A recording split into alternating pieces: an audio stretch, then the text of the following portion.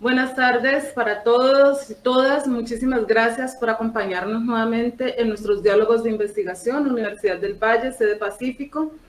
Para esta jornada nos está acompañando el doctor Edwin David Laneado Jacome, ingeniero mecánico con un doctorado en Ingeniería Mecánica y Organización Industrial de la Universidad Carlos III de Madrid. Edwin es colombiano, egresado de la Universidad Autónoma en Ingeniería Mecánica, y vamos a darle la posibilidad de que él se presente en un momentico. Tenemos con él el tema que vamos a desarrollar el día de hoy se llama Motor lineal como base tecnológica para la logística moderna. Edwin, bienvenido, bienvenidos y bienvenidas todos a este espacio. Adelante. Edwin nos está acompañando desde Madrid, España, en ese momento. Allá son las 10 de la noche, entonces agradecemos doblemente el esfuerzo que está haciendo para acompañarnos. Adelante, Edwin. Hola, muchas gracias, María del Pilar Balanta. Muchas gracias a todos y a todas por estar aquí, de acompañarme. Aquí ya son las 10:01 de la noche aquí en Madrid. Esta es una noche bastante fría, es una noche de invierno.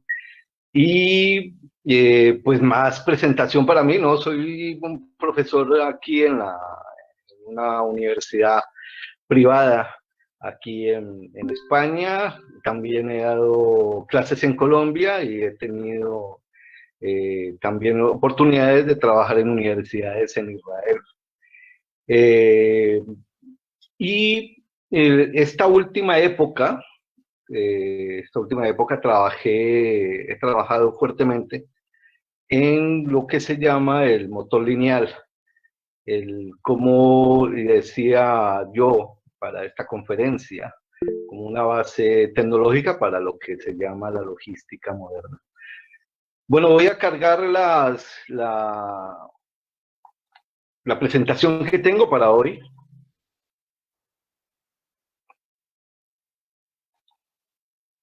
Aquí está. Y así comenzamos, ¿vale?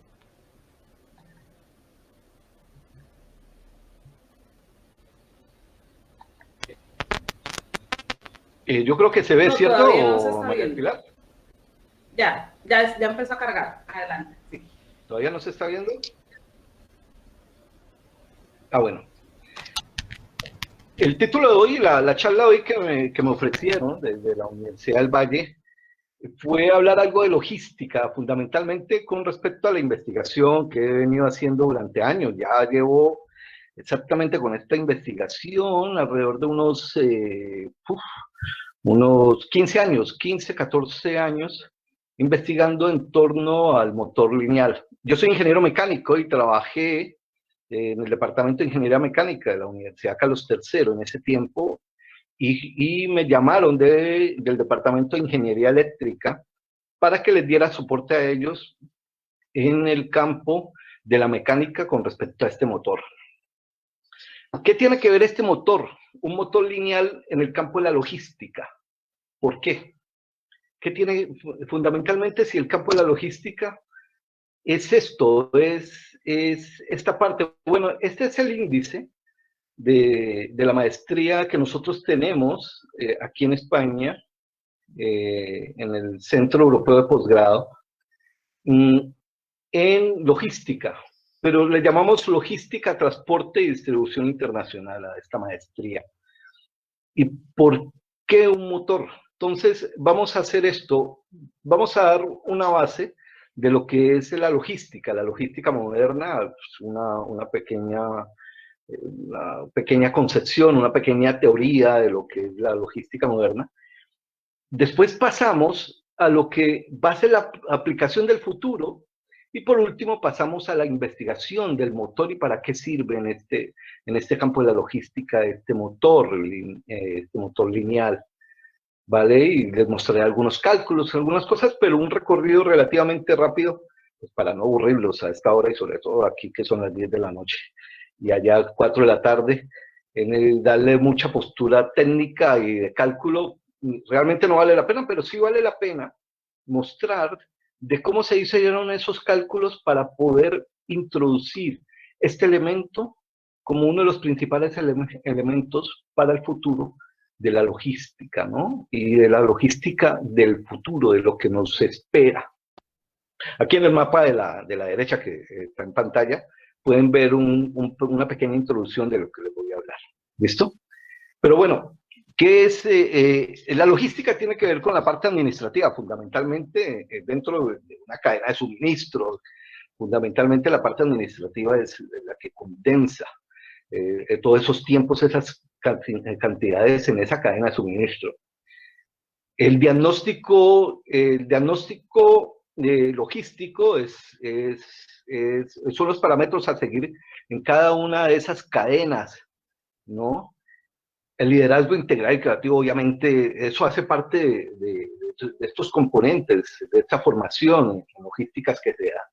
Precisamente, pues para tener un lenguaje apto y legítimo en torno de lo que se va a manejar, sobre todo el campo de la logística en el mundo, la manejan los ingenieros industriales. Aquí en España el campo se llaman de organización industrial, y también los administradores. Pero el campo de la logística en el mundo ahora, y sobre todo aquí en Europa, es para todos los campos, todo, y es muy necesario los informáticos, los administrativos, y la parte medioambiental, la parte de sanidad, la parte de salud, la parte química, absolutamente todos los campos tienen que ver con la logística aquí en Europa, absolutamente todo, ¿vale?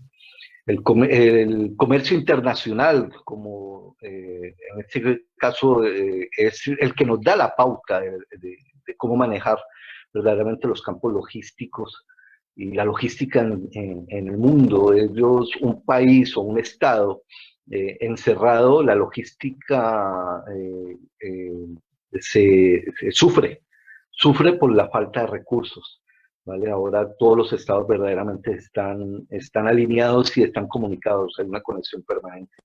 Liderazgo, bueno, planeación y coordinación de la cadena de suministro es su joyo. Liderazgo ético y felicidad, bueno, hace parte un poco del contexto humanista, ¿no? Logística de almacenamiento de mercancías, disponibilidad del producto. La logística, aunque no lo crean, aunque no debería manejar eso, pero sí, y es que también deben de predecir el recurso como tal. Cuándo se viene en gran cantidad y cuándo viene o cuándo comienza a tener problemas de cantidad. ¿Listo? Obviamente el Lean Manufacturing, que es este ha sido uno de los grandes desarrollos de la logística moderna, que es el que nos predice las pérdidas, pero fundamentalmente las pérdidas también, y las pérdidas en tiempo, en la caducidad del producto, en todo este tipo de cosas, también nos predice el factor energía. Es interesantísimo, ¿no? Pero bueno, yo no voy a meterme en cada uno de estos puntos, sino es una explicación muy, como muy de pasada en cada una de estos, logística y política de costes. Los costos para nosotros, los ingenieros, sobre todo para mí en su momento fue un problema la política de costes, porque no sabía manejar lo que era un presupuesto. Por fortuna el doctorado en organización industrial me ayudó en eso, ¿no?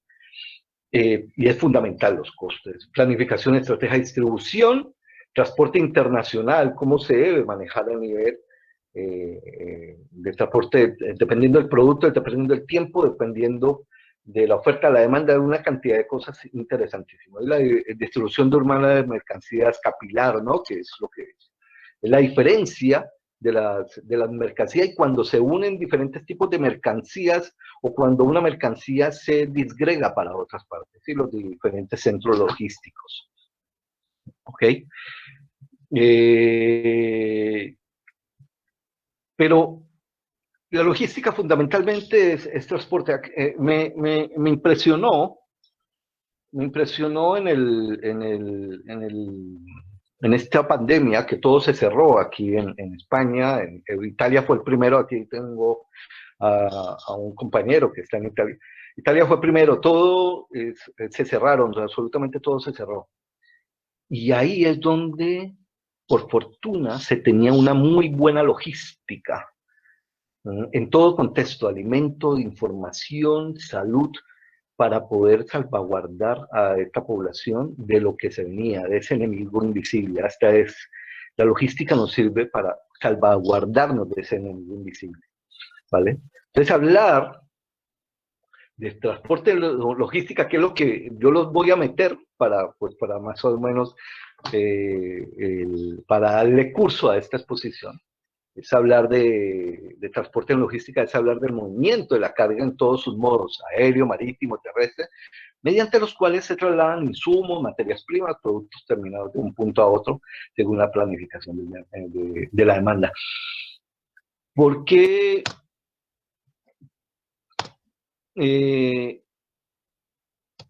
¿Por qué esto? La logística necesita fundamentalmente de más agentes operativos, sobre todo en América Latina, en Colombia, que es un terreno que lo conozco. Y lo conozco en todo contexto por varias investigaciones que hice, no solamente a nivel técnico, sino también a nivel social que hice en Colombia. Y la logística, tenemos un vacío, un fuerte vacío a nivel de la gente que se está capacitando de eso, de la gente que necesita mucha formación. Creemos que la logística solamente hace parte la gente de ingeniería industrial o la gente que es lo que conocemos, pero, y lo acabo yo de decir también, pero necesitamos más componentes en la parte logística. La logística, según la RAE, es el conjunto de medios y métodos necesarios para llevar a cabo la organización de una empresa o de un servicio, especialmente distribución, ¿vale? Pero también esa distribución es del ordenamiento en cada uno de sus bodegas, desde el momento en que se produce y antes de producir, ya estamos nosotros hablando también del contexto de logística. La logística se divide en 4 ámbitos diferentes: la producción en sí misma y su abastecimiento, el aprovechamiento del espacio en lo referente a la instalación y al almacenaje, el control sobre todos los elementos de la cadena de suministros y la planificación de los plazos de tiempo a cada fase del ciclo, del que el ciclo se debe ajustar, ¿vale? Y cada una de estas cosas es movimiento, es transporte, ¿vale? Uno de ellos es a muy largo, a un sistema largo, a unas largas distancias, perdón, y otras a unas distancias pequeñas o unas áreas pequeñas, pero que tiene que manejarse muy bien para que no haya ese desorden. Una de las grandes cosas que he visto aquí aquí en Madrid, es cómo se maneja la distribución, por ejemplo, de maletas en el aeropuerto. Y cuando vienen nuestros alumnos de América Latina aquí a hacer estancias, nosotros tenemos muchos alumnos de esta maestría. Estos alumnos se sorprenden, ¿no? Y no solamente los llevamos allá, sino que también ahora los estamos llevando a Amazon. Bueno, antes de la pandemia los llevamos a Amazon, de cómo era esa distribución por medios robóticos y por medio de los que les vamos a hablar, de esos motores lineales. Dentro de la logística, la gestión del transporte constituye actualmente uno de los aspectos de mayor relevancia. Yo creo que es el más importante. De hecho, dentro de los costes de distribución comercial, el transporte físico de mercancías puede representar en torno a un 40%, lo que le da su importancia económica y su gran margen comercial. Y en eso esta exposición es para eso, para mostrarles a ustedes cuál es el futuro, qué es lo que viene ahora con esto. El flujo del material, bueno, eso ya es un poco seguir en esta fase. Flujo de material, de forma básica, el flujo es tomado como un conjunto de objetos que se percibe como un todo único. existe como un proceso en un determinado intervalo de tiempo y se mide en unidades absolutas durante un determinado periodo de tiempo. Este término lo cogí de esta maestría en logística porque es extremadamente teórico. Son flujos de mercancía independientemente de qué tipo de mercancía, ¿vale? Y entonces lo primero que se hace es medir los tiempos, pero ahora es este tipo de logística con estos productos de más rigor, ¿vale? No es solamente medir los tiempos, sino las condiciones de cómo se está guardando, cómo se está llevando, qué tipo de situaciones y dónde van a pasar diferentes tipos de productos, ¿no? El concepto de flujo de materiales resume la continuidad del cambio y el movimiento de los productos laborales en la circulación y la producción. Cuando yo digo la continuidad del cambio, también es este transporte de que un elemento, un flujo, un material, comienza a ser modificado para poderlo llevar a un producto. Ahí entra también el contexto del transporte, en el contexto de la logística, ¿no? De cómo la teoría dice el flujo de material. Mantenemos el material, le damos todo el tratamiento para volverlo producto. ¿Listo?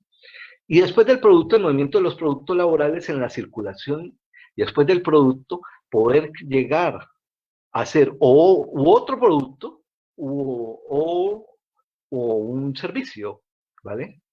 Lo del servicio ya es otra cosa en el contexto de la logística, y el servicio es un hospital, que debe tener una logística necesaria para el servicio a sus pacientes, ¿vale? No solamente en la parte de medicación, sino en el tratamiento que se tiene con ellos, ¿vale? Y sobre todo ahora en pandemia, que una persona pueda llegar al punto donde necesita estar, ¿vale? Y eso es en parte un modelo de logística. Seguimos con el flujo material, que como esa materia prima que va a ser transformada. El flujo material es un conjunto de bienes y valores materiales que se consideran en un intervalo de tiempo en el proceso de diversas operaciones logísticas con ellos. Los flujos de materiales se forman como resultado de transporte, almacenamiento, ¿vale? Pero no por ese motivo de que, digamos, almacenamiento, los productos dejan de funcionar o la logística, deja el transporte. El movimiento, la logística es movimiento, está ahí, ¿cierto? Pero bajo unos parámetros, sí tiene que estar bajo unos parámetros. La operación de materiales con materias primas, productos semiacabados y productos terminados. ¿Listo? El transporte desde la fuente primaria del material al consumidor final. Y flujo de material. Flujos son recursos, materiales que se encuentran en estado de movimiento, trabajo en progreso y materiales terminados, a los que se aplican la logística, las operaciones logísticas relacionadas con su movimiento físico en el espacio. En carga, descarga, embalaje, transporte, clasificación, consideración, desagregación, etc. ¿Listo? Bueno, aquí habrán ingenieros que manejan estos términos muchísimo mejor que yo. ¿Listo? La actividad logística, la experiencia de los países desarrollados en términos de eficiencia en la producción de materiales muestra que una de las principales condiciones para fortalecer las posiciones de mercado es el uso obligatorio de métodos logísticos. Definitivamente, si nos ponemos a detallar, y hay algo que nosotros no lo tenemos conceptualizados como un diferencial entre los diferentes estados, entre desarrollados en vía de desarrollo o estados muy fuertes a nivel económico, ¿vale? Y es la logística en cada uno de esos elementos, o en cada uno de esos estados, o en cada una de sus regiones. Y en verdad, dentro también de un mismo país,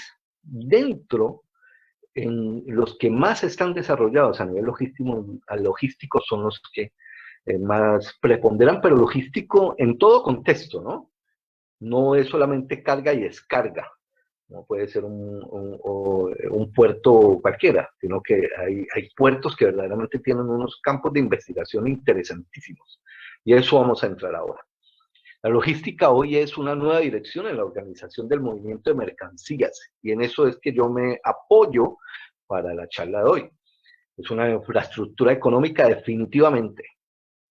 La logística es una riqueza, una riqueza económica, una riqueza de conocimiento para poder nosotros y para que una población pueda ejercer ahí su conocimiento y su tecnología. Es muy interesante.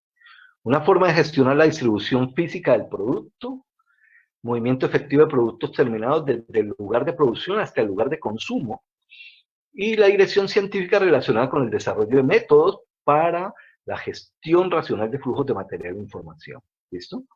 Y esto ahora, esto me tapa. Y la ciencia de la organización racional de la producción y distribución. Como ven, en esas, lo que es la logística, definitivamente tiene mucho que ver con el desarrollo humano, en todo contexto, ¿listo? En todo contexto. O sea, todos los conocimientos que parten de una universidad están involucrados ahí, absolutamente. Desde la parte de salud, desde la parte social, desde la parte técnica, obviamente ingeniería y fundamentalmente desde la parte de investigación. Vamos a ver. ¿Listo? Lo que nosotros ahora vemos y lo que les voy a mostrar ahora es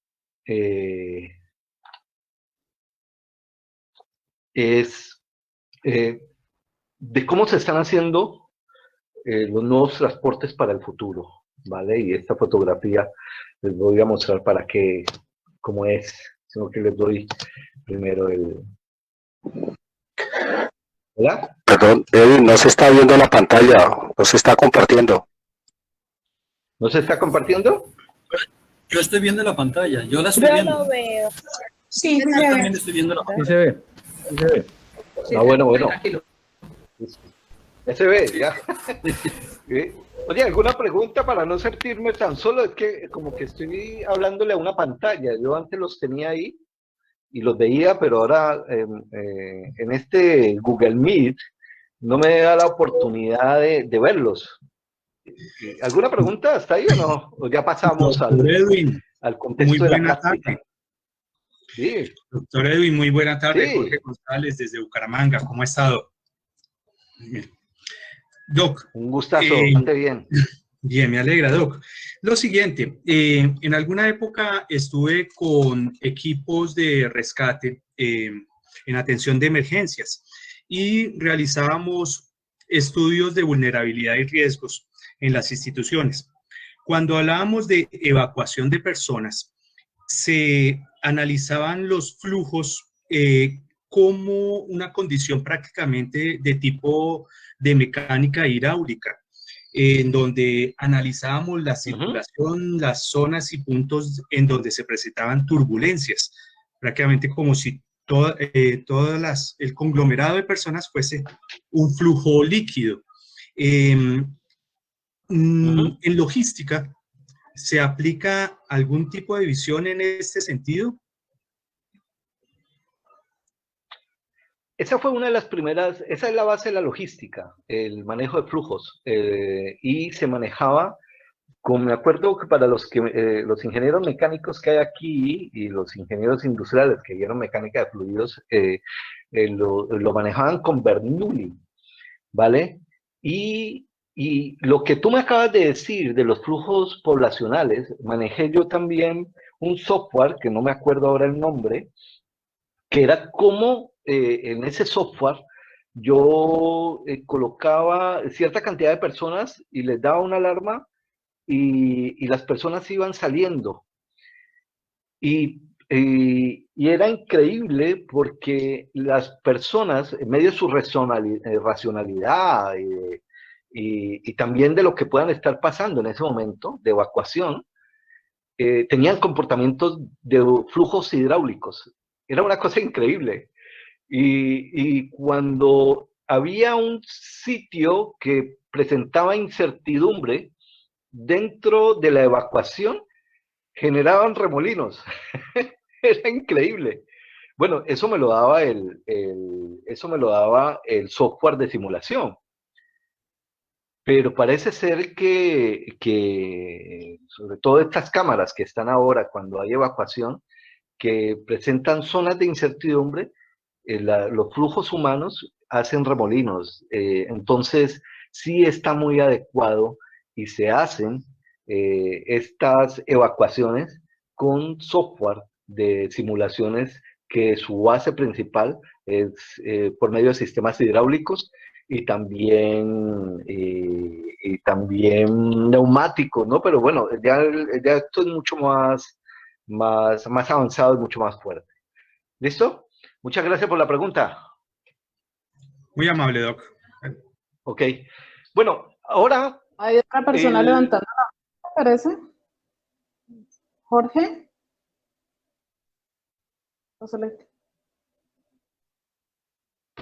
Ya, gracias. Él fue la persona que ahorita hizo la pregunta. Adelante, vale, gracias. Continúa, Edwin. Ok. Antes les decía a ustedes que el sistema de la logística moderna, sobre todo se basa en el transporte. Esa es la base. Ahora, y en el futuro, es no solamente ese transporte, sino la forma inteligente de su clasificación y de su distribución. Obviamente, de su almacenamiento, de su seguridad en salud, y sobre todo ahora con esta bioseguridad, todo esto con la pandemia, los protocolos no han cambiado, sino que se han desarrollado a mejor, ¿vale? Se han vuelto mucho más rigurosos. Antes de la pandemia, hubo una reunión, estuve en una reunión y pasé, también esto lo pasamos a una investigación a nivel europeo, con esta gente, con los que desarrollaron la cápsula de Hyperloop aquí en España, que ellos se ganaron el premio al mejor diseño a nivel mundial, que es el que aparece ahí en pantalla. Ellos se llaman Celeros, con Z, Celeros, como dicen aquí en España. ¿Vale? ¿Y qué es el Hyperloop? Ahí dice, un modo de transporte de pasajeros o de carga. Esto lo propuso antes Tesla y SpaceX, utilizado para describir un tren en tubos al vacío, usando un formato de código libre, ¿vale? Para que no haya problemas de patente. A partir del tren al vacío de Robert Goodman, un Hyperloop es un tubo o sistema de tubos sellados, a través de los cuales un objeto puede viajar sin resistencia al aire o a la fricción. Eso yo lo creo que lo vi en algunas empresas, ¿vale? Que uno colocaba un mensaje y ¡fuf! Llegaba al otro lado. Pero este ya sería transportando personas u objetos a altísima velocidad. Estamos hablando de unos 1500 kilómetros por hora, reduciendo drásticamente los tiempos de viaje en distancias de medio alcance. ¿Por qué lo quieren hacer? ¿Vale? Porque quieren conectar, vamos a ver, aquí está. Quieren conectar toda Europa de manera rápida y sencilla, ¿vale? Hyperloop quiere unir, o se unirá toda Europa para transporte de pasajeros y de carga, ¿vale? Que yo pueda ir a visitar a mi amigo en Italia y pueda estar, ¿en cuánto sería? En un par de horas, 3 horas, pero por tren, ¿no? No por avión. Además, se disminuiría notoriamente la contaminación. Se debe crear, como todo, y esta gente lo piensa, siempre un marco regulatorio, la legalidad. La suerte es que como Europa ya está unida, esos marcos regulatorios se hacen al menos más fácil porque ya hay un Consejo Europeo, ya todos son representados ahí, ¿vale? En América Latina es difícil hacer marcos regulatorios entre países, Ecuador y tal, porque se pueden hacer entre 1 o 2 países, después ingresar un tercero y tal, pero es 1 a 1. Aquí se puede hacer el marco regulatorio prácticamente de todo el continente. Y fundamentalmente ellos quieren ser los primeros, aunque bueno, en Estados Unidos hay mucho potencial para eso y que ya hay algunos pasos, pero los europeos se han unido fundamentalmente para contrarrestar esa competitividad fuerte que genera Estados Unidos absolutamente en todo. Aunque bueno, algunos dicen la China, Japón y tal, pero de todas maneras Estados Unidos sigue siendo el gran potencial tecnológico del mundo, ¿no? Cada nodo de estos que ven aquí, estos noditos, tendrá un centro logístico, que es lo que ellos piensan. Ellos no sé, los de Hyperloop, no quieren, estos chicos de Teleros, interesante, estos chicos, no quieren pensar solamente en el transporte de Madrid a París, en este caso a Bordeaux, a Zaragoza y tal. Ellos no se quedan con eso, ellos quieren es con algo mucho más amplio, ¿vale? Además de meterse con el mundo, ¿no? De poder aplicar el Hyperloop en todo el mundo. De yo poder coger un Hyperloop aquí en Madrid y poder llegar a, bueno, aquí lo tienen como Medellín y lo tienen bastante bajo, ¿no? Pero más o menos como para mostrar que podemos llegar hasta Medellín y todo en tren, en este tipo de tren, ¿vale? Y algunos le tienen fobia al avión y este va a ser el mejor. Pero no es simplemente para reemplazar al avión, sino para reconectar el mundo, ¿vale? Y tener otro sistema mucho más rápido, mucho mejor que el de los barcos, ¿no? Esto reemplazaría barcos, aviones, y además lo podríamos hacer por medio de una energía limpia, ¿vale? De energía limpia. De eso ya viene pues el hecho de más adelante, hay algunos que me dicen, bueno, pero esto va a ser energía quemada por carbono y todo este tipo de cosas. Sí, eso es otra discusión, pero de todas maneras esto va a ser por medio eléctrico. Pero ¿qué es lo que quieren hacer ellos a nivel logístico con el Hyperloop? ¿Listo? Y es que no solamente quieren volverlo, como les decía anteriormente aquí, un sistema de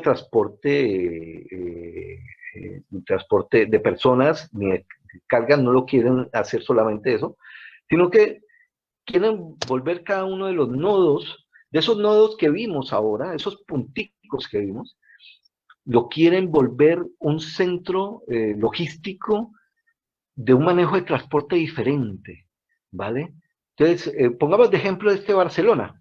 Barcelona es una ciudad, para América Latina, para cualquier ciudad de América Latina, es una ciudad relativamente pequeña en dimensión y también en población, no acostumbrada a esas grandes poblaciones, pero muy significativa e importante en todo contexto para España y para Europa, ¿no? Tiene uno de los mejores puertos más modernos, no solamente de Europa, sino del mundo, mejor sistematizado. ¿Listo? Y ahí donde lo vemos pequeño, ¿listo? Mueve una capacidad de carga enorme, enorme, enorme. Siempre será para muchos el principal puerto sobre el Mediterráneo de España y uno de los más principales de Europa, ¿vale? Pero bueno, ya está Valencia que está compitiendo fuerte con él. ¿Listo? ¿Y qué es lo que quieren hacer el Hyperloop? Quieren cada uno de estos contenedores esos contenedores que ya no venga el camión, sino simplemente mandarlo como una especie de banda transportadora, colocarlo ahí y que ya automáticamente llegue al punto donde se necesita llegar. Y entonces, yo creo que más adelante no se necesitaría ni siquiera puertos, ¿vale? El puerto sería reemplazado como una especie de puerto logístico, como gran almacenaje para su distribución, fundamentalmente. ¿Listo? También es cierto, y una de las cosas que sustenta que se haga este tipo de proyectos a unos años es la gran contaminación. El puerto de de Barcelona. Es pequeño, es pequeñito, ahí no, en el mapa ni siquiera se alcanza a detallar, tal. Es pequeño para lo que es todo el contexto de Barcelona, el caos de los carros que hay. Bueno, no, Barcelona es más o menos ordenada, hay que decirlo, es gente muy ordenada, los catalanes. Pero ese puerto le aporta a la ciudad casi en contaminación. Ahora en la pandemia fue casi el 80% de la contaminación atmosférica fue dada por ese puerto. Normalmente está dado en parámetros entre 50 y 60%. Lo que pasa es que por ser puerto, mar, playa, hay unos flujos de aire así que no deja que la ciudad quede irrespirable, ¿no? Sino que se vaya renovando el aire. Pero definitivamente los gases que genera, los nitrógenos, el CO2, el monóxido también, muy poco por fortuna, es por toneladas, miles de toneladas que se genera ahí. Entonces, es una forma también de justificar este nuevo desarrollo tecnológico. La tecnología, en algunos ambientalistas dicen que la tecnología puede ser dañina. Yo creo que al contrario, antes la tecnología es la única que nos puede salvar en este caso. ¿Listo? Entonces, para introducirlo en lo que en el motor que les voy a poner ahora, más o menos lo que justifica todo esto, ¿no? El sector de transporte urbano, interurbano, logístico, automoción y aviación de transporte marítimo, responsable del 43% para toda España, ¿no? De las emisiones globales del CO2.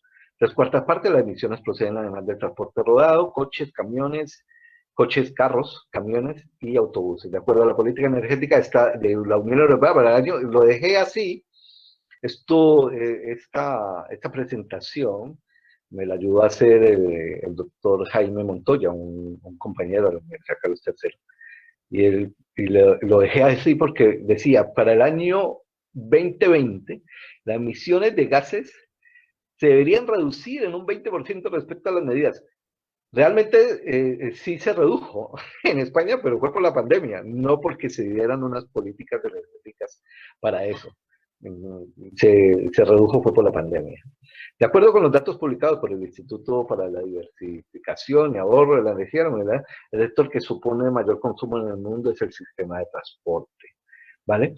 Aquí es el 40%, en otras partes del mundo es más del 40%. Aquí es porque tenemos todavía generadores de combustible fósiles, generadores de energía de combustibles fósiles. Entonces eso, como carbón, genera. Por suerte ya hay una concepción y una idea de que eso hay que acabarlo, ¿no? Acabarlo. Pero entonces ahora hay que pasar a otro tipo de... Entonces, el Hyperloop, este tren, voy a ver si lo paso hasta aquí, este trencito que les di ahora, que hace todo este nudo, este tren, que esa cápsula que vaya adentro, ¿vale? Ahí va a llevar pasajeros o va a llevar carga. Eso va a llevar, puede recorrer o puede ser hasta 1500 kilómetros por hora. Puede subir hasta más, ¿vale? Sino que pues, no hay estructura que lo mantenga a esa velocidad. ¿Listo? Entonces, ¿qué es lo que ellos nos pidieron a nosotros? El proyecto de investigación que pasamos a la Unión Europea es que ellos, para poder llevar a esa cápsula, porque eso es un vacío y ahí hay una hélice, como una turbina, ¿no? Sí, como una turbina. Y como es vacío, entonces la velocidad o la aceleración se puede hacer mucho mejor y mucho más fácil, ¿vale? Por la falta de fricción. Lo que pasa es que necesitan llegar para poder tener condiciones dinámicas para el funcionamiento de ese Hyperloop, necesitan llegar a 500 kilómetros por hora. ¿Listo? Y ellos vieron En este motor que nosotros habíamos hecho la investigación, en este motor, que les voy a mostrar ahora, ¿listo? En este motor dieron la posibilidad de hacer que esa cápsula pueda llegar a unos 500 kilómetros por hora. ¿Listo? Bueno, además de eso, este motor lineal también les va a servir para servir como banda transportadora y automatizada, ¿listo? De todos los containers y de las mercancías que se pueden manejar en puerto y poder hacer una distribución, ¿vale? Y esa distribución también se tendría que hacer utilizando la superficie y utilizando zonas subterráneas, bodegas subterráneas, pero con este motor y automatizándolo e informatizándolo, se podría hacer, ¿listo? En el futuro. El objetivo de este motor lineal, que es el que nosotros se propone la creación de un nuevo sistema de propulsión para transporte de mercancías y de personas que empleen un motor eléctrico síncrono lineal de imanes permanentes. Eso es lo que nosotros propusimos hace un tiempo. Esto y se patentó en la universidad donde estuve y estuve en el grupo donde se patentó. Este motor se propone, y es fácil, ahora lo van a ver, se propone como una nueva forma de construir sistemas de transportes eléctricos libre de barreras arquitectónicas, como son las catenarias, sin acumuladores o baterías, y además sin emisiones de gases de efecto invernadero que son nocivos para la salud de los seres humanos. Bueno, al menos él no expulsa, ¿vale? Que necesite energía, que se den otros, que sean generadores de campos fósiles, eso es otra discusión, ¿vale?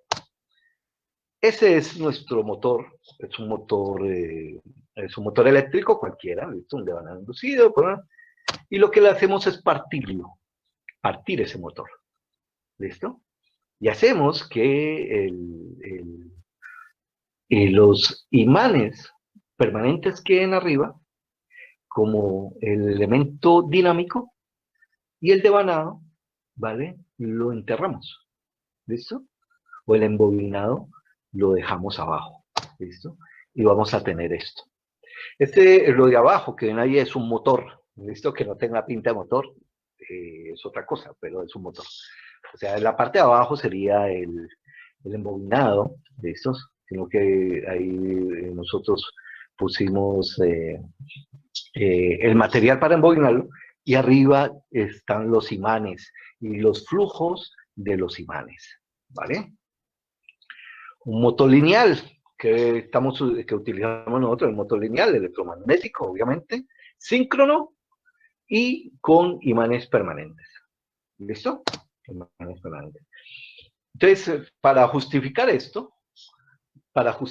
todo esto, obviamente teníamos que dar justificaciones de eficiencia, justificaciones de ruido, de emisiones, de contaminación, todo esto.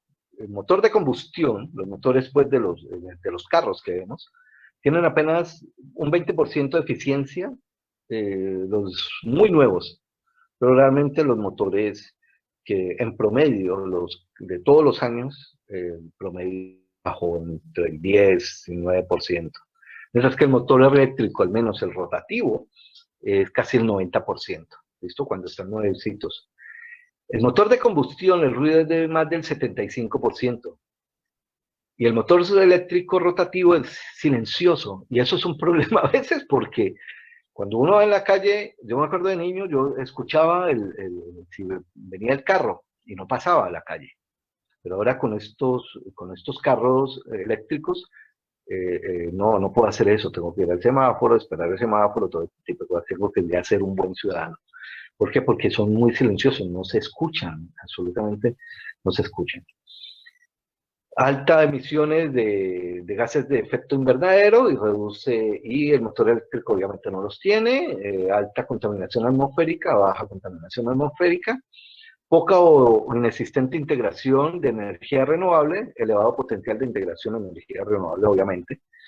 Podemos nosotros cargarlo en con bajos sistemas de limpios y altas emisiones de olores y residuos. Obviamente un coche, un carro, tira mucho residuo, ¿no? Motor eléctrico no emite olores, no deja residuos. ¿Listo? El motor lineal, mi motor lineal, la tecnología de fabricación es muy elevada. O sea, en este momento, como son tan nuevos, tiene una tecnología bastante elevada por hacer. El motor rotativo ya es más comercial, ¿no? La tecnología de fabricación del motor es muy de bajo coste porque es muy comercial. Motor lineal presenta deformaciones asimétricas, hombre, claro, y en cambio el rotativo tiene una muy buena simetría en todos los contextos, ¿vale? Entonces, en todas sus formas. El motor lineal tiene un mayor rizado por la fuerza de propulsión, ahora les muestro, y el motor rotativo, un rizado casi nulo, obviamente, porque está siempre permanentemente, y cuando tiene algún problema de descompensación, inmediatamente se para, no se detiene, entonces simplemente se cambia por otro. El motor lineal para el sistema de transporte requiere de mayor disipación de calor. Eso es un problema para nosotros, pero ya más o menos lo tenemos solucionado. Y el motor rotativo, sistema de refrigeración menos complejo, mayores fuerzas normales y atracción en el motor lineal. O sea, van a ver que los imanes siempre se van a tender a pegar al estator. En el motor rotativo eso no pasa, por su simetría coaxial, las fuerzas normales son casi nulas. El motor lineal, toda mi investigación, o parte de mi investigación con el motor lineal fue de vibración, era disminuir su vibración y lo hemos logrado. Y el motor rotativo, pues la vibración es casi nula, ¿no? Sistema de control de complejos y alto coste y los sistemas, todo en el motor rotativo eléctrico, es bastante bajo, ¿listo? Pero bueno, ¿cuáles son nuestras ventajas?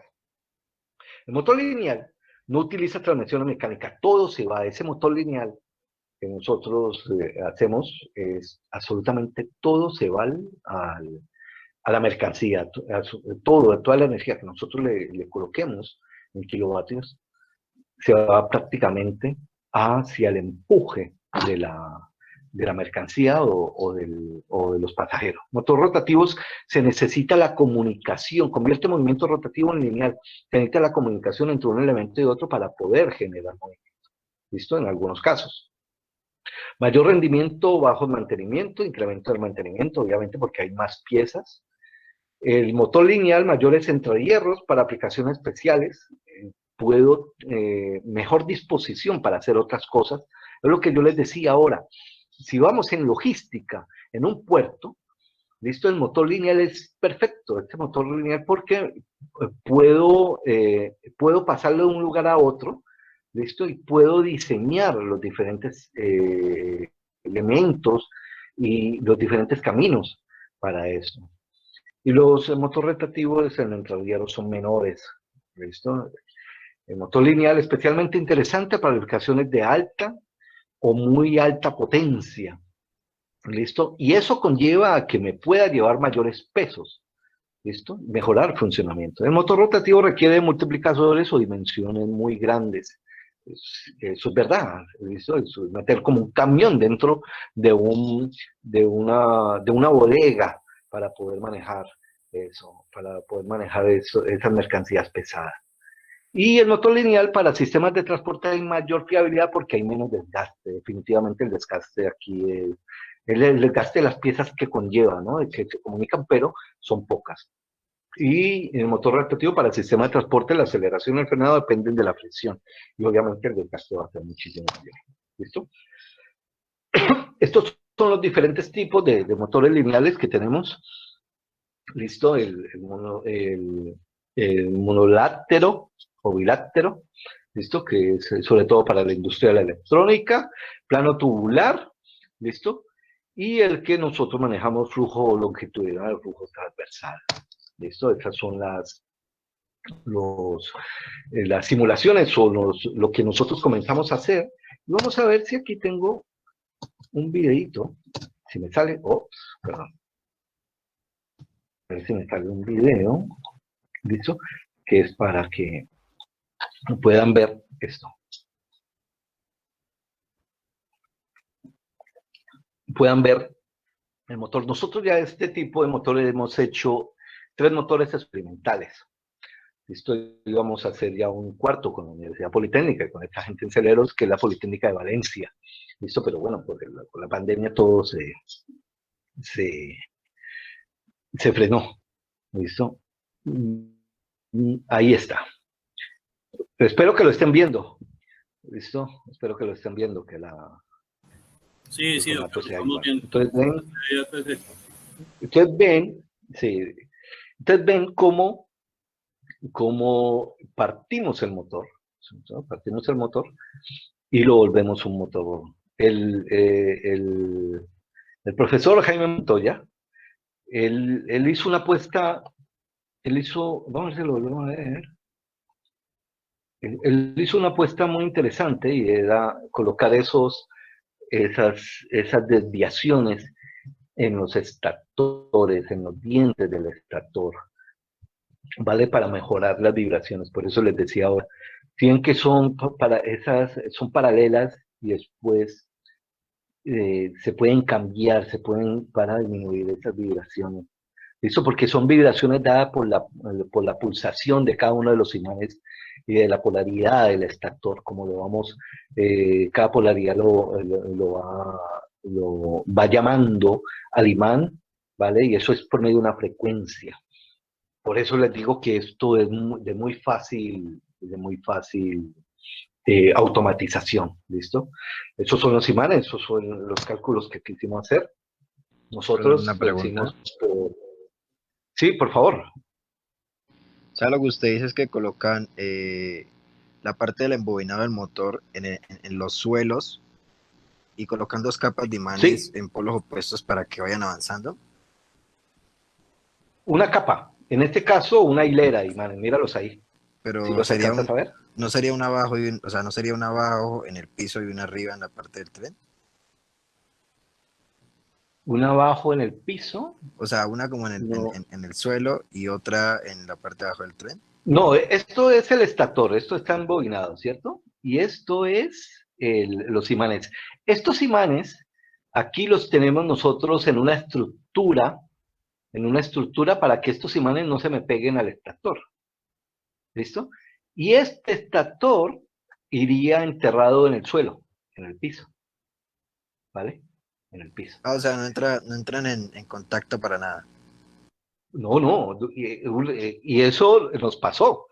Los imanes se me pegaron al extractor, y qué problema, porque los imanes de todas maneras son de tierras, son de un material muy frágil, ¿vale?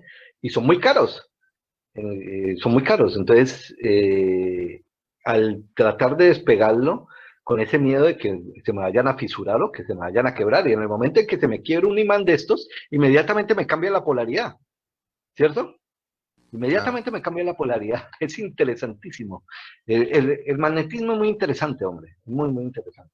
Pero bueno, el motor de síncrono, muchas gracias por tu pregunta. ¿Alguna otra pregunta? Doc, sí, una pregunta adicional. Dentro de las investigaciones que han realizado hasta ahora, ¿han podido llegar a evaluar una similitud o digamos, un equilibrio con respecto a la energía utilizada por un sistema de transporte utilizando esta configuración magnética con respecto a la cantidad de toneladas métricas que se podrían transportar mediante un sistema tradicional? Sí, claro, eso lo hicimos. Lo que pasa es que este tipo de investigación son investigaciones muy amplias, pero esa es una de las incertidumbres de la investigación. Voy a ver si dentro, si me alcanza el tiempo y te muestro la escala en kilovatios que nosotros le imprimíamos y lo que ellos eran y lo que el motor era capaz de arrastrar, ¿vale? Nosotros lo hicimos, el motor que hicimos, lo hicimos pequeño para reemplazar un coche, un carrito, Citroën, me acuerdo, con 5 pasajeros y lo que pesaba un Citroën, con su motor, todo este tipo de cosas. Y fue muy fácil, ¿vale? Entonces, más adelante, si me da tiempo, entonces puedo mostrarte esa escala de tanto kilovatios que le colocamos al motor y cuánto fue su empuje, porque aquí lo más importante para mí es su fuerza de empuje. Hay 2 tipos de fuerza aquí, ¿no? Fuerza de empuje y la fuerza normal, la fuerza de los imanes hacia el estator, y la fuerza de empuje es la fuerza de esos imanes horizontalmente. Entonces, lo que es la capacidad de carga, lo que me puede llevar esa carga, esos imanes, ¿no? Entonces, y aquí creo que lo dice, las principales fuerzas implicadas en el movimiento son la fuerza de empuje, las fuerzas normales de atracción y repulsión, ¿vale? Entonces, vamos a ver si les explico. Cuando se dice de atracción y repulsión, porque cuando yo le cambié polaridad al estator, ¿listo? Una parte del estator me llama al imán y la otra me lo expulsa. Me lo expulsa. Entonces, estoy aprovechando la energía, y ese flujo de energía lo estoy aprovechando de esa manera. Por eso este sistema se llama Hall-Bosch. Y ahora les voy a mostrar por qué se llama Hall-Bosch. ¿Listo? Y es porque ese fluido me acondiciona para que el fluido que estoy perdiendo de alguna manera lo recupero en el rechazo, ¿no? Al rechazarse, y ese rechazo genera movimiento. ¿Listo? Bueno, esto lo hicimos con software para darle un poco a la dinámica de la investigación, porque esto es un seminario de investigación. ¿Qué es lo que hicimos nosotros? Nosotros hicimos primero unos cálculos. Dime. No, es que de pronto, como usted había dado pie para unas preguntas, hay una pregunta que se hizo anteriormente, solo que la escribieron por el chat con la venia aquí de la doctora María del Pilar.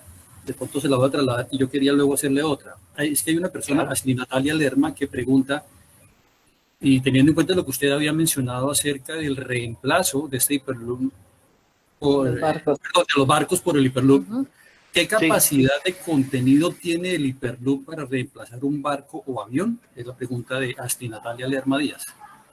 Una excelente pregunta, pero muy buena pregunta. No hablemos de capacidad, hablemos de velocidad. Y hablemos de comunicación entre los diferentes, digámoslo así, tubos del Hyperloop entre puerto y puerto, ¿vale? Obviamente, un Hyperloop no podrá tener la capacidad de carga de esos transatlánticos, de estas cosas inmensas, que son como ciudades ahí andantes. No, pero sí mejorará en velocidad y en distribución, ¿vale? Entonces, claro, mientras que un container de un puerto a otro se pueda demorar, les estoy hablando en términos futuristas, ¿no? Por favor, no me lo cojan literalmente ahora porque me quedaría yo en ridículo. Eso en términos futuristas, aunque ya los cálculos lo avalan, los cálculos del Hyperloop avalan lo que les estoy diciendo, ¿vale? Pero siempre hablemoslo en términos futuristas, ¿ok? Entonces, en términos futuristas, la distribución y los containers y la carga se va a hacer mucho más rápido. No con la capacidad que tiene uno de estos barcos, obviamente, pero sí se mejorará muchísimo, muchísimo. ¿Vale? No sé si... ¿Tú tenías otra pregunta? Sí, pues digamos que de manera de complemento, doctor, esto sería como una especie de red de distribución interna básicamente en las ciudades. Algo así, porque digamos un buque que de pronto traiga, no sé, 50, 60 mil toneladas de un producto, en la medida que obviamente por un Hyperloop no puede llegarse a trasladar, ya el terminal mar portuario como tal se podría convertir en un centro de distribución, algo que usted decía más o menos ahora, y de allí me imagino que serían diferentes tipos de caminos, diferentes Hyperloops para poder hacer una distribución a otros centros de distribución, otros CEDIs, por ejemplo, en Colombia, usted que conoce muy bien, Cali, Medellín, Bogotá, algo así. Claro, claro, claro, claro. Eso es lo que ellos quieren hacer. Obviamente el Hyperloop, poner de Buenaventura a Cali, sería imposible porque 1500 kilómetros por hora, ¿cuánto está Buenaventura a Cali? ¿200 kilómetros? 220. Sí. Sí, ahí es donde estaría actuando nuestro motor, este precisamente, ¿vale? Eso reemplazaría el Hyperloop, para esos tramos pequeños, este motorcito, ¿vale? Ese motorcito. Tiene que ver con el tema, usted decía que la infraestructura para manejar, y usted lo acaba de mencionar ahora, la estructura para manejar 1500 kilómetros por hora, pues digamos que no se tiene, y que no hay estructura que aguante. Pero digamos, los cálculos que ustedes han hecho tiene que ver más o menos con esa velocidad que desean obtener. Con base en lo que actualmente hay, porque en este momento sabemos que el tren bala en Japón adquiere más o menos 250 kilómetros hora. ¿El maglev? No, el tren bala. El maglev está para 600 kilómetros por hora, que es el chino. El tren chino, que es el maglev, está para 600 kilómetros hoy. Estamos hablando de 2021. Base. En este momento está funcionando el tren bala con 250 kilómetros hora en Japón. Entonces, digamos, con esa, y pues considerando ese término futurista, esa capacidad que se tiene actualmente, ¿en qué diferencia del Hyperloop? Es que el Hyperloop es diferente porque es al vacío. Y es al vacío y necesitaría menos energía. El otro tiene el problema de que no es al vacío y obviamente, bueno, ya estará muchos críticos diciendo sí, pero generar el vacío en todo ese tramo es un problema y es mucha energía. No, claro, el vacío se va a hacer en tramos. Claro, en tramos, el vacío. Ya se está haciendo con base en imanes, que también es una tecnología muy limpia, no está generando ningún efecto nocivo. Esto, pues digamos que llama la atención en un momento dado. Sí, el vacío sería algo, usted lo dijo, de pronto tal vez algunas personas entenderán cuando digo, en la abejita Conavi había un tubo que llevaba las cosas a los cajeros de esa manera. ¡Eso! Ajá, sí. Que sonaba, ¡pum! Claro, exactamente. Sí, totalmente. O sea, cuando usted lo mencionó, inmediatamente pensé en eso. Pero, pues, digamos, pensaría que con esa tecnología actual, crear el vacío se me hace como algo para la infraestructura. O sea, que los costos ya no serían para el tema de transporte, sino para la misma infraestructura como tal. Porque mantener una infraestructura con un vacío de esos, pues obviamente el costo de lo que se va a manejar en transporte se traslada al tema de la infraestructura, pienso yo. Sí, lo que pasa es que ese vacío va por tramos y no es permanente, no se queda ahí, sino que se genera el vacío cuando se necesita, ¿vale? Esos son los cálculos, ¿ok? Es cuando se necesita automáticamente cuando vaya pasando el Hyperloop, ¿vale? Es que todo está pensado, por eso te digo que ya los cálculos están hechos, pero pero es futurista, hay que verlo desde ese punto de vista del futuro, no ahora, porque ahora pues podemos quedar un poco en el ridículo. Y lo del tren, el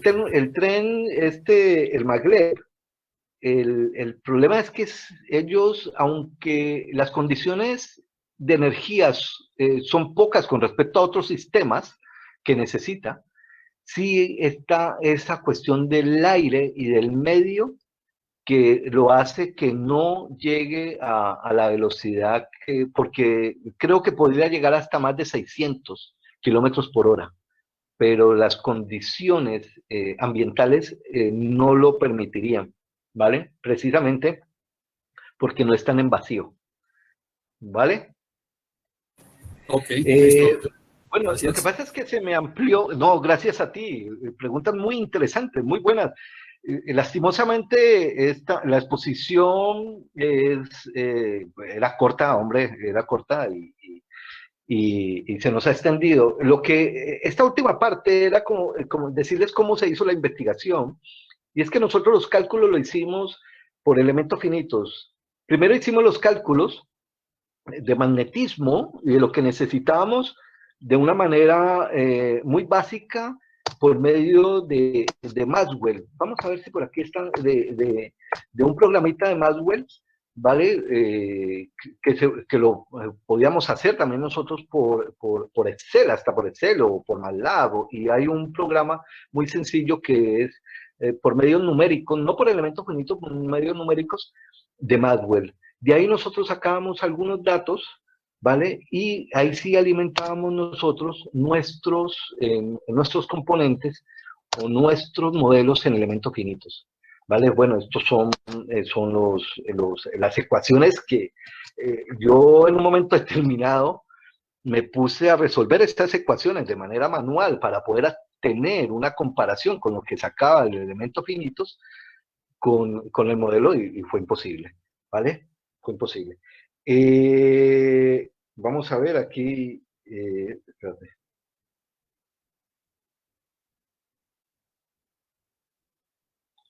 Bueno, listo. Es que me están diciendo aquí por el interno a ver cómo lo hacemos para las preguntas y tal. ¿Listo? Entonces vamos a pasar un poco estos cálculos rapidito como para que haya más tiempo para las preguntas, ¿les parece? Edwin, entonces, dime, perdón. Lo que pasa es que como hemos ido incluyendo las preguntas en medio de la exposición, pues, entonces puedes tomar hasta las 5:30 de hora colombiana para hacer todo el proceso. O sea, acaba de presentar la información, sobre todo cómo se hicieron lo de los cálculos, que me parece que es muy interesante. Son 5:30, ¿y la hora madrileña cuál sería? No, aquí son las 5:06. Bueno. Bueno, entonces, bueno, aquí son las 11:06. Pero no, yo estoy contento, hombre. Sí, listo, mira. Sería hasta las 11:30, doctor. Ok. Listo. Vamos a ver, restricciones de operación. Aceleración inicial, velocidad, motor, potencial, motor eléctrico. Bueno, ¿qué es? Cálculo de fuerzas de propulsión partiendo de un estudio de fuerzas de empuje mecánico. Tenemos unas restricciones con respecto a este motor, que es la aceleración inicial, ¿vale? Para llevarla a una velocidad de crucero, una máxima de velocidad. Y vamos a ver, aquí está. ¿Cuáles son los cálculos que hicimos? Empuje nominal, ¿listo? Potencia mínima requerida, lo que necesitábamos y la fuerza, todo eso, nosotros tratamos siempre de ver la carga sobre la velocidad para poder nosotros saber qué tipo de empuje y poderlo meter en el modelo, ¿listo? La resistencia a rodadura, la resistencia aerodinámica, todo con ecuaciones relativamente sencillas. Bueno, los datos del autobús, que era lo que les quería mostrar. Del autobús o de un vagón de tren, no hablemos de un container, ¿listo? De un autobús o un vagón, ni siquiera de tren, un vagón de metro, ¿listo? Sobre todo estos metros en áreas que van de manera superficial, ¿listo? La velocidad inicial de aceleración va de 0 a 13.88 metros sobre segundo, más o menos en unos 12 segundos. La masa de un autobús o un bus, en promedio unos 18.000 kilogramos, unos 18 toneladas, ¿vale? Aunque yo no sé, esos Transmilenios, esa vaina sí debe pesar por ahí unas 30 toneladas, ¿sí o no? El área frontal, casi unos 10 metros cuadrados, 9.3, coeficiente de resistencia de rodadura es 0.013 sobre neumático hormigón. Si le metemos ruedas, ¿no? A ese autobús, de alguna manera, o a ese vagón, pues como para que no se pegue. Esto fue un ensayo. Y coeficiente de resistencia aerodinámico. Se lo en el terreno llano, no le vamos a meter ninguna de esto y una velocidad frontal de viento. ¿Listo? La potencia del motor que le vamos a inculcar ahí, a ese es la potencia del motor. Según nuestros cálculos, fueron casi 145 kilovatios, ¿Listo? Potencia mínima requerida, unos 36 kilovatios, potencia nominal, unos 180 kilovatios. Fuerza de propulsión, esa sí que es importante, unos 13 kilonewton. Y número de motores que le vamos a colocar a ese vagón o a ese autobús, de esos motores lineales, de esos, un motor de 5 imanes,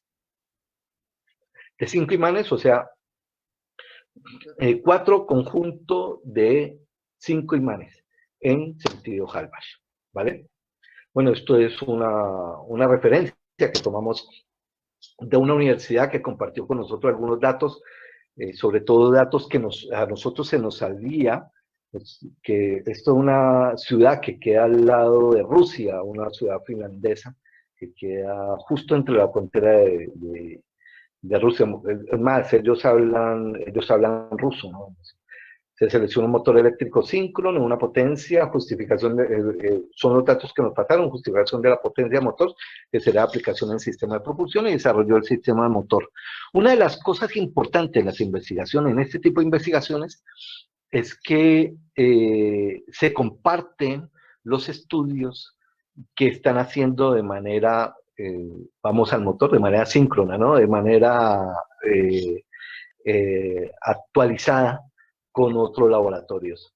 En Europa no hay esos celos que vi de pronto en América Latina, porque no solamente en Colombia, lo vi también en México y en Ecuador, también, que tuve la oportunidad de trabajar con Panamá. Veía muchísimos celos en las investigaciones que ellos estaban haciendo. Hay una universidad, creo que la Universidad Distrital, tiene un buen laboratorio de estos motores, de estos pequeñísimos motores lineales. ¿Esto? Y lo que se hizo aquí fue definitivamente la homologación de ese motor rotativo, ¿listo? Al motor lineal convertido. O sea, la investigación que hicimos lo tratamos de abarcar todo, ¿listo? Todo, totalmente. Bueno, y estos son datos de la inducción, algunos más datos, parámetros, sobre todo físicos, ¿listo? Para un motor de 45 kilómetros, son los resultados que nos dieron del motor en elementos finitos, variado, ¿listo? Densidad de flujos, todo este tipo de cosas, ¿listo? Yo soy mecánico y a mí a veces se me escapa, por suerte siempre mantenía yo con los ingenieros eléctricos, los doctores en eléctrica, que eran los que me podían dar más explicación a muchas cosas eléctricas, ¿no? Devanado trifásico, esto es trifásico, esto se maneja por medio de devanado trifásico, tiene que ser así fundamentalmente, ¿listo? Para poder, creo que pues, más potencia y cosas de eso. Bueno, tenemos aquí más fuerzas de empuje. El primer motor que hicimos nosotros fue un motor de polos opuestos y después lo cambiamos a un motor de estilo Halbach. ¿Listo?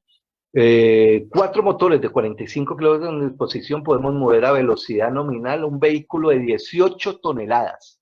18 toneladas, más o menos una de las preguntas que me podían hacer. Entonces, por ese dato y homologando ese dato y haciendo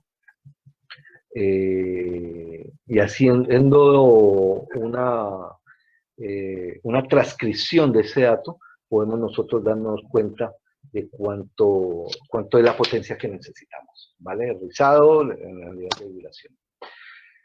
Si tienen alguna pregunta adicional, me pueden aquí en el correo de info@cup.co o en el añado también, taleb.com, me pueden mandar sus preguntas y yo de este tipo, se las puedo resolver. Oye, muchas gracias. Ahora venimos a las preguntas. ¿Qué preguntas tienen? Buenas tardes. Yo tengo una pregunta. Teniendo en cuenta de que de pronto este proyecto sea algo muy revolucionario,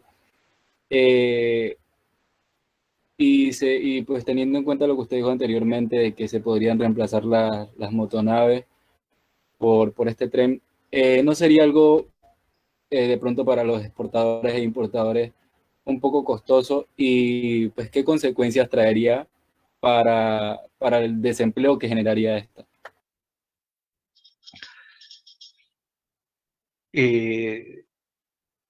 Franco Angulo, Franco Angulo, ¿cierto? Sí, muchas gracias por la pregunta. Es muy interesante porque al inicio de la exposición les mostraba más o menos lo que le mostraba toda la descripción de lo que era la logística, que lo mostraba en esta, que muy amablemente, aquí está. Eso. Vamos a ver si voy a presentar ahora. Sí. Y les decía, ¿están viendo mi pantalla? Sí. No. ¿Sí? No, todavía no. ¿No todavía? No, señor. No todavía. Bueno, todavía. Vamos a ver.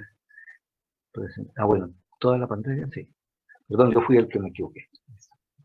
Ahora sí.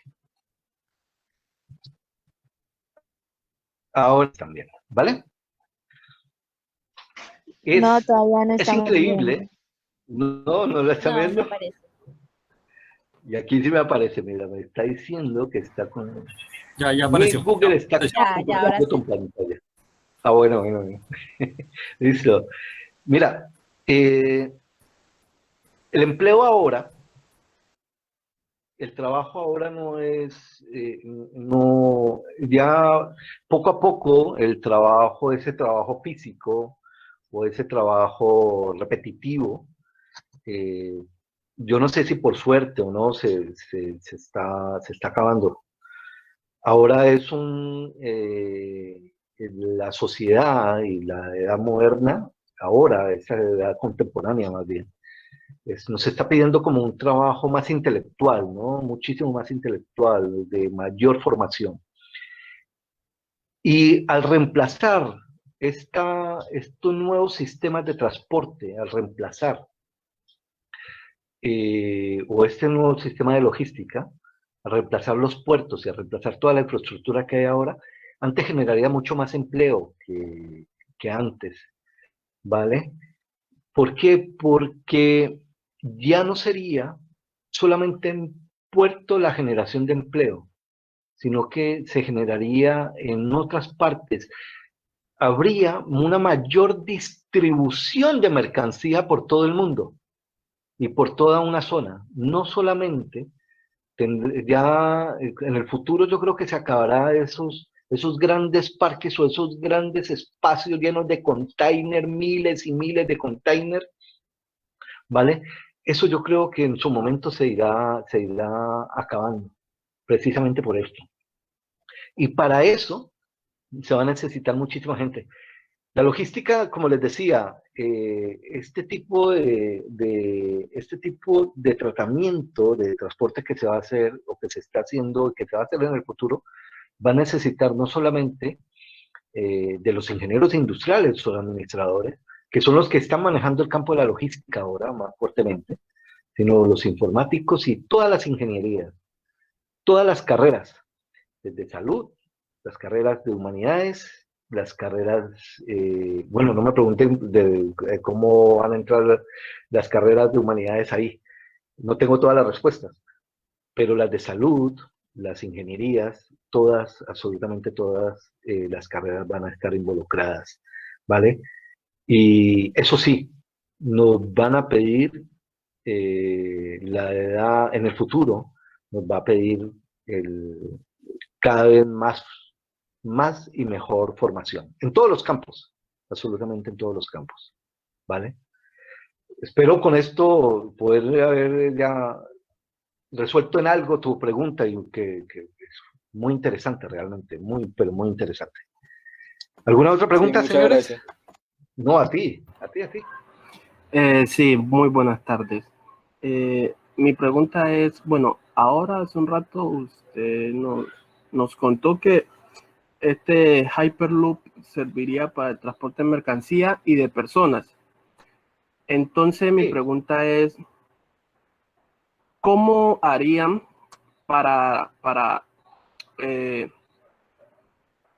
¿cómo sería? ¿Cómo harían las personas, pues, para adaptarse a esa fuerza G que generaría tal velocidad de Hyperloop? No, es que, oye, también muy buena pregunta, hombre. Están lanzando unas preguntas bravas, muy buenas. Lo que pasa es que las personas no tienen por qué adaptarse a este sistema. Es precisamente lo que se está pensando es que el sistema tiene que adaptarse y sobre todo al componente físico integral de las personas, ¿vale? Para poder que funcione. Yo, por ejemplo, si yo doy un salto, ya me mareo. Y eso es un cambio, dar un salto, ya estamos hablando de una fuerza G, que mi cuerpo viene en una fuerza G, mi cuerpo, ¿vale? Ya en 2G, 3G, como lo hacen los aviadores, todos aviadores de guerra, ¿no? Eso ya es una cosa impresionante. De ahí no podríamos nosotros hablar, nuestro cuerpo no resistiría. El sistema tiene que adaptarse, ¿vale? Y sobre todo, presurizado, claro, los aviones son presurizados, precisamente por eso, ¿vale? Para uno no poder absorber todo todos esos componentes y esos comportamientos físicos que se están generando dentro de un avión, y en este caso también sería presurizado, ¿vale? Muchas gracias también por esa palabra, presurizado, que me había escapado. Okay, ¿Otra pregunta? Por no, a ti, Por ahí va mi pregunta de las cabinas si van a ser presurizadas o no, ya la respondió, pero la pregunta mía es como,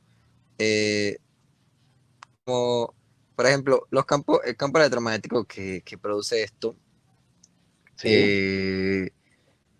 Pues, como no, o sea, si no se transforma como en iones, pues, que puedan como dañar, pues, aparatos electrónicos o causar algún tipo de efecto en las personas.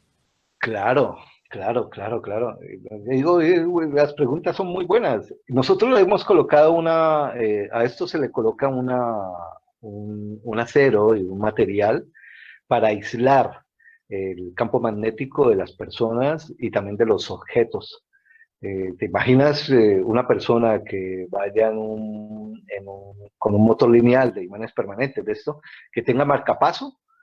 Obviamente, Eso le iba a preguntar porque se le explota el marcapaso. Claro, bueno, no se le explota, pero sí se le deja de funcionar. Le Y deja ya de con funcionar. ya con eso, no, ya deja vivir el pobre hombre. No, esto hay un material que aísla el motor del medio, totalmente, ¿vale? Ahora se me escapa el nombre del material. Ay, hombre, es que aquí son las 11:30 de la noche.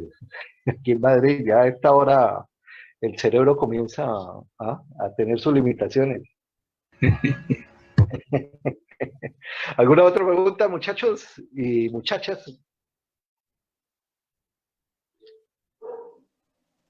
Profe, disculpe, si no fuera así sobre aislarlo, entonces sería contraproducente para las personas que, como usted dice, de pronto tengan marcapasos. No solo el marcapasos, también hay un dispositivo que sirve para los intestinos, que dicen que cuando pasan por donde le hacen pasar a uno en el aeropuerto, profe, para detectar los metales y todo eso. Sí, claro. También, entonces si no se aislara eso sería contraproducente, ¿verdad? Sí, eso se aísla, obviamente se aísla. Como les decía ahora, los sistemas... Si no se aislara, se dañarían hasta los teléfonos y los portátiles que todo, llevar. Absolutamente todo. Todo lo eléctrico se dañaría. Todo. Cada uno de los sistemas que se hace ahora a nivel tecnológico se tiene que adaptar a la vida del ser humano y cuidar la seguridad del ser humano en toda su integridad, en todo su componente. ¿Vale?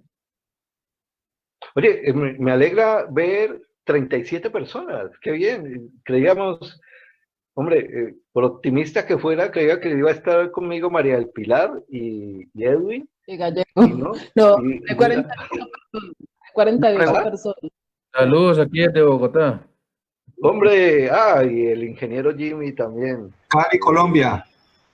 Sí, Cali, Colombia. Víctor, un abrazo. Y el ingeniero Jimmy, un profesor de la Universidad San Buenaventura. Con él trabajamos en este motor lineal, hicimos un artículo muy interesante, ¿no? Bueno. Sí, sí. Bueno, ¿alguna otra pregunta? Sí, por acá hay uno. Dime. Muy buena. Pues usted sabe que con este proceso se genera pues una mayor empleabilidad. Pero entonces mi pregunta es el cómo. Cuando uno de los principales objetivos de la logística es reducir pues todo el tema de los costos, y pues usted también hablaba de que los patios de contenedores podrían desaparecer, ¿no? Y si desaparecen tal vez los patios de contenedores, pues también con ellos desaparecen muchas personas que están empleadas. Entonces, ¿cómo se genera la empleabilidad que usted dice?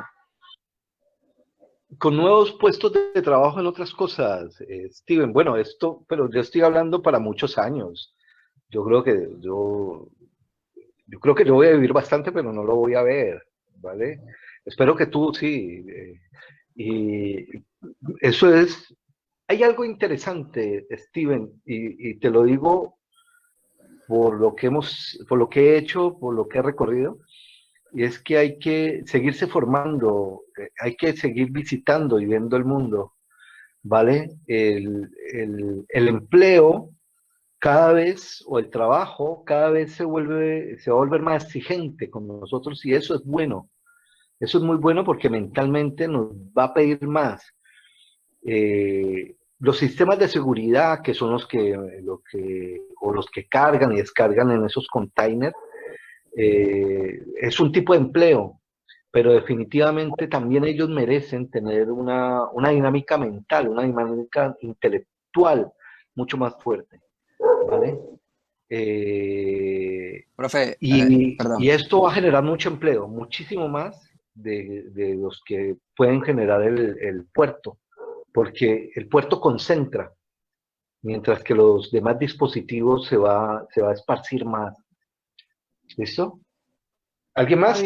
Sí, había Igual- otra preguntita. No, al igual que, no, iba a decir yo que pensaba que de cierta forma, como usted habla de un enfoque futurista, o sea, como ya hablando de unos años hacia adelante, la economía que debería avanzar, debería evolucionar y deberían como cambiar muchos aspectos y muchas cosas.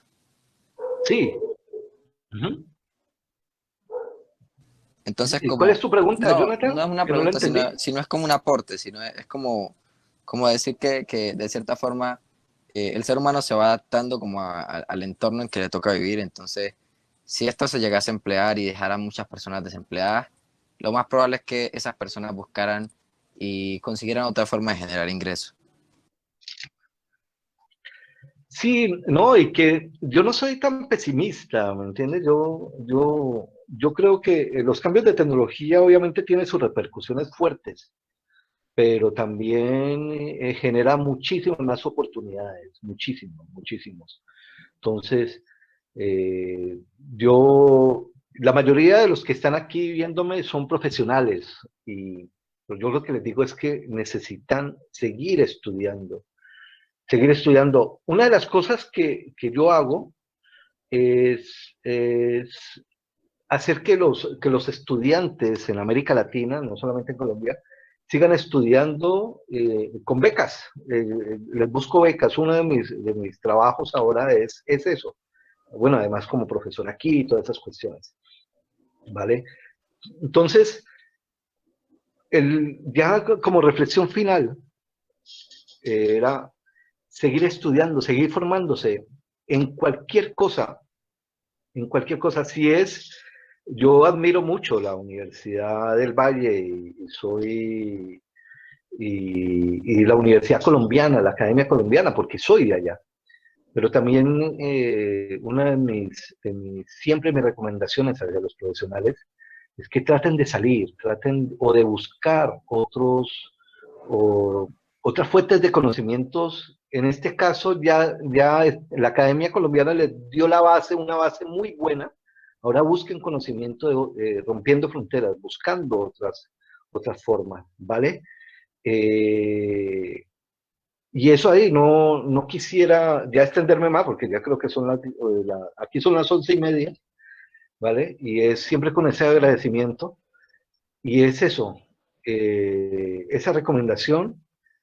Se nos viene algo muy fuerte, que es totalmente un cambio, en este caso en la logística moderna, y espero que estemos preparados. Cualquier cosa, estoy ahí en info@cup.co, o en cup.co estará siempre la coordinadora que cualquier cosa que necesiten o quieran hablar de hacer unas nuevas propuestas académicas, hacer una maestría, ahí estaríamos nosotros, ¿vale? Si hay alguna pregunta de esto, por favor, ¿listo? En cualquier momento. ¿Profe, usted es docente en Madrid? Sí. Doctor Edwin, mi nombre es Jorge Camargo, yo soy docente de la Universidad del Valle y conmigo justamente hay un grupo de estudiantes de comercio exterior, son quienes han estado haciendo la mayoría de preguntas, son estudiantes obviamente ya aventajados que justamente estos escenarios permiten que ellos puedan tener una visión diferente a la que nosotros podemos mostrarles solamente de lo que se puede tener en Colombia. Entonces, esto es algo que es, obviamente, agradecimiento mucho a la doctora María del Pilar también por esto que están haciendo, porque de eso se trata para nutrir a estos estudiantes, sobre todo en esta área de comercio exterior, donde van a tener eso que usted está diciendo en tema de logística, van a necesitar todas estas herramientas para poder más adelante poder hacer realidad todo eso que se está planteando. En nombre propio y en nombre del grupo de estudiantes, pues, doctor Edwin, le agradezco mucho el habernos regalado ese tiempo para nosotros poder, digamos, entender desde un punto de vista diferente con un motor lineal temas de aspecto logístico. Cómo en un momento dado se puede aplicar una cosa a la otra. Algo totalmente aparte. Sí, pero digamos que no. Y quería hacerle un pequeño aporte allí cuando usted hablaba del tema de cómo las humanidades pueden aportar a todo eso. Le digo, definitivamente en todos los países donde vayan a aplicar esto van a necesitar temas de regulación legal. Y las humanidades, el tema de abogados, allí van a estar aplicándole todo lo necesario para la regulación en cada uno de los países de todo lo que ustedes están pretendiendo hacer. Me parece genial. Jorge, muchísimas gracias por ese aporte. No, a ti, Jorge, muchas gracias por el aporte, porque me sentía un poco, me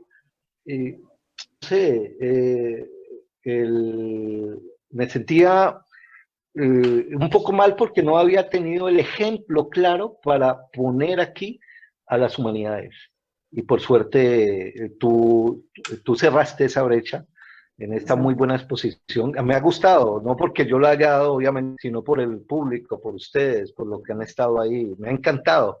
Y cualquier cosa, por favor, no dejen de escribirme.